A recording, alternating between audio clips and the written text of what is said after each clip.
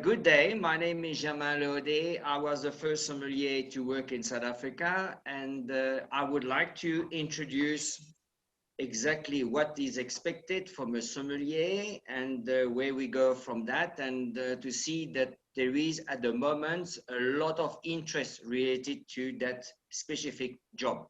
What is a sommelier? It's a person in charge of all beverages in a restaurant, hotel, and even some wine shops. Now, what is all the meaning of that is the person had to be precise, how to recommend, how to serve the wine, the right temperature, how to open a bottle of wine correctly, and to recommend linked to food. And that is because a lot of people believe a sommelier is you have a little bit of wine knowledge and here we go. No, it's a little bit more complicated than that.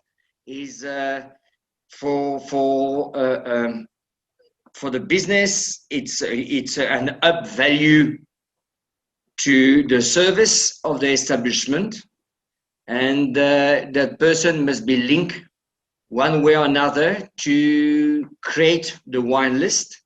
And to me, being 40 years in industry, I can tell that a wine list is to me the business card of the establishment. If the wine list is well put together, is clean, neat, and everything, I trust the rest of the establishment will be the same.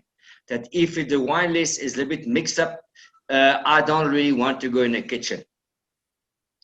The person must have a knowledge in such a way that it must have, for example, a minimum certificate of Cape Wine Academy or a WSET level 3, which will be the base.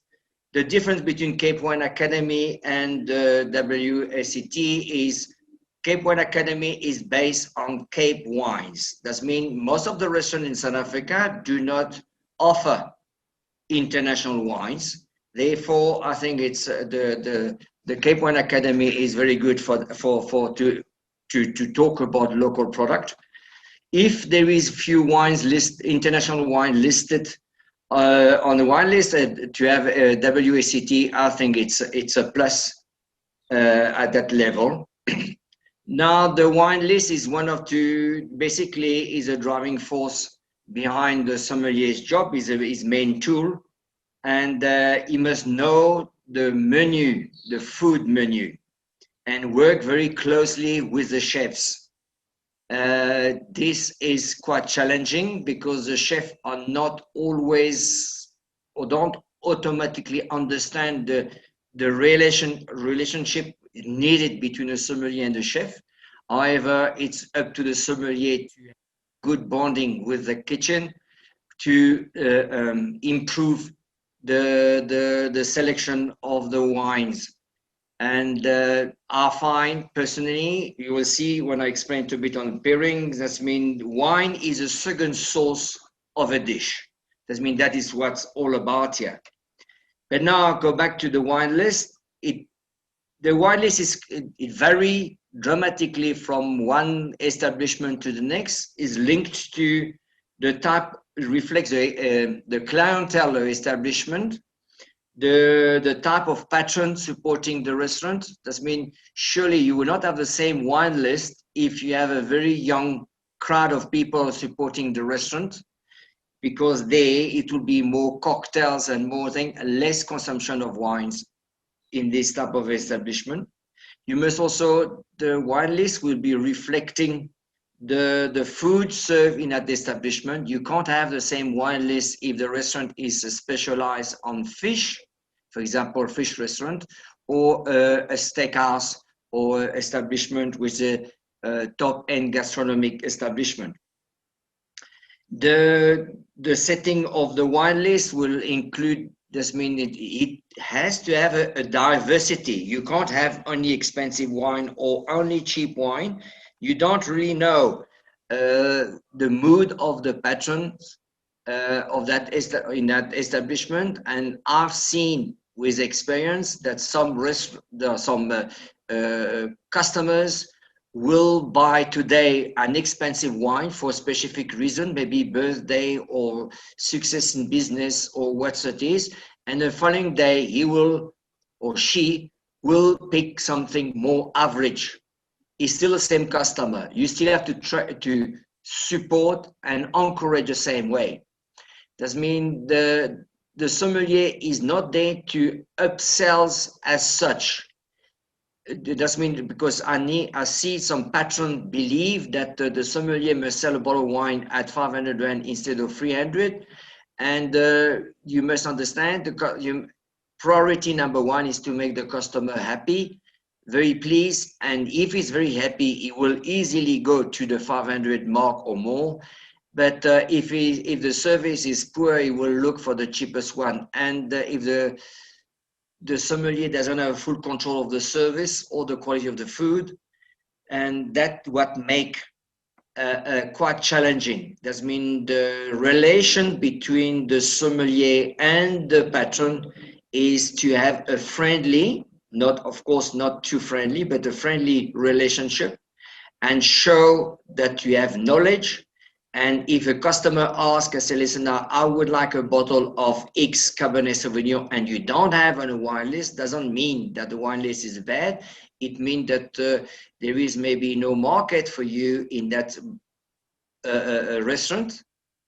But if you know the wine because you have a good general knowledge on the wine, and you say, I don't have that wine, I recommend that type of wine, which is quite similar, and explain why you recommend that wine, it linked to, if it's international wine, for example, I remember to ask, what type of wine in Europe do you like? The guy said to me, I like Chablis. Chablis is made from Chardonnay grapes, and most of them are unwooded. That means I say, I don't have Chablis. However, I can recommend to you a South African unwooded Chardonnay that I'm sure you will enjoy. See, that is how your general knowledge had to be really intensive and to the point. With your communication with the person is to try to listen, to ask one or two major questions to know what the people like, then to adapt from that answer to have a selection of wine which match the food and please the customer's palate. I know it's quite complex, but like I said, your wine list should include all beverages, as far as I'm concerned, including mineral water and malt and spirits and cocktails, and try to have everything informative. If you create your own cocktail, it have a proper description of what flavors and why you want to recommend that cocktail. When it comes to the wine list, it's the same, to have a short description. If it's a short wine list and a restaurant which doesn't have a huge menu, I highly recommend that on the food side, is to put one recommendation at the bottom of that dish. I recommend, for example, is a shellfish dish. I recommend a Riesling. If you have a Riesling on your wine list, I recommend a Riesling. You don't elaborate on which Riesling if you have more than one. And that also motivates the people to ask questions. Why do you recommend that specific style of wine? And now that is where the sommelier need to know the food and the wine, because the intensity of flavor from the food must be in par with intensity of flavors from the wine. And I know it's difficult. I know that is where you need to link very well with the kitchen. And sometimes I find from experience when I was working at Mosaic restaurant, sometimes I had influence Chantal, the chef, to make a wine more, to make the dish more friendly with a specific category of wine, to have a better match. The perfect match is extremely difficult because you have to take in consideration the taste of the consumer. You know, it's a ménage à trois. You have the food, the wine, and the person will be drinking it. But if you have the first two together nicely, the third one will go into a proper set quite easily. Now, on the The pairing, this mean the pairing is is a very complex story. There is only few books. I see that Jean-Vincent Ridon just launched a book related to that, and a very good friend in Europe who launched one as well. And it's extremely complex scenario, because as I mentioned, the palate, my palate is different than a lot of other palate, because I taste and drink a lot of international wines. That means is a little bit different. You will find that when the foreigners are coming to South Africa, they don't know South African wine, and the first few bottles of wine they taste in the country, they have some reserve on quality and so on, until the palate gets used to it, and after that they enjoy it fully. This means we have a warm climate, or I'll say warmer climate than in France, Italy, and some of other countries like Germany and so on. That means they need the balance between acidity, residual sugar, and so on is a little bit different between Europe to South Africa. That means you can't say, for example, with that dessert, you can recommend maybe a French Bordeaux sweet wine, the Sauterne and so on. Doesn't automatically mean that Van Constance will work with. Even both do have the same sugar, residual sugar, but there is different acidity. And that means that is where you have to study and learn and to be updating. I don't say Van Constance doesn't fit, but in that case, you have to tune the dessert to make friendly to serve that type of wine. That means that is where the wine, the chef and the sommelier must work very close to each other. And if they can taste the food and the wine together before it's launched on the menu, it's a plus, because they will understand each other. You know, sometimes one drop, I find that I always say that people say Drambuie liqueurs, which is a whiskey based on honey, is very sweet. And by adding only one drop of lemon juice to it, suddenly the sugar is not dominant as like if it is without it. That means sometimes you have to tune the product one way or another. When in wine you can't add anything, and please don't add ice because you dilute the wine. There is other way to, the tip of the day I will give you today is you freeze some grape berries, and when a customer asks for ice to put on in this glass of white wine or other red, what it is, you take from the freezer few berries and you put in the glass. It will drop the stand because the temperature is -18, but you don't dilute. Because the problem of the ice, you dilute the ice, and that means to make the wine weaker in flavors. I know South Africa is internationally known to put ice in their wine. That's mean I went to Mauritius to do training of sommeliers and so on, and their first comment all the time, they said to me, the country with ice. And that's the way it is. From that, you know, the pairing, go back to pairing, maybe an example of to understand that. I mean, because people say chicken, it should be white wine or light red, but a roasted chicken has different flavors than a peri-peri chicken or chicken with mushroom sauce. That means the sauce, the match I've done in the past, some sauce and wine tastings and no main ingredients, because at the end of the day, the sauce dictates a lot on a pairing.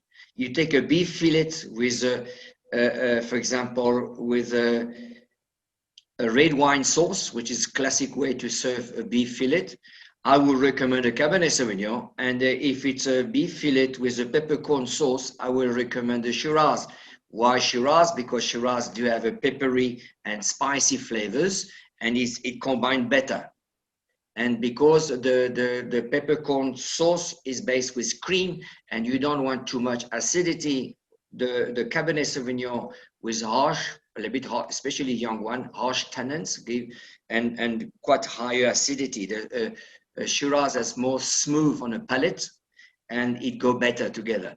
doesn't mean that a Cabernet cannot be served, but if you want a quality pairing, is try to have the right wine to go with the right dish. And of course, if you want to have a Cabernet Sauvignon with a soul, for example, after all, you are the customer is the one who paid the bill, but he will not enjoy the soul at all. It will have a metallic flavors, and the Cabernet Sauvignon will dominate the very light flavors of the soul. You know, it's a fish which is at the bottom of the sea where it lives, and all the fish which is at cold temperature, because bottom of the sea is cooler than the top.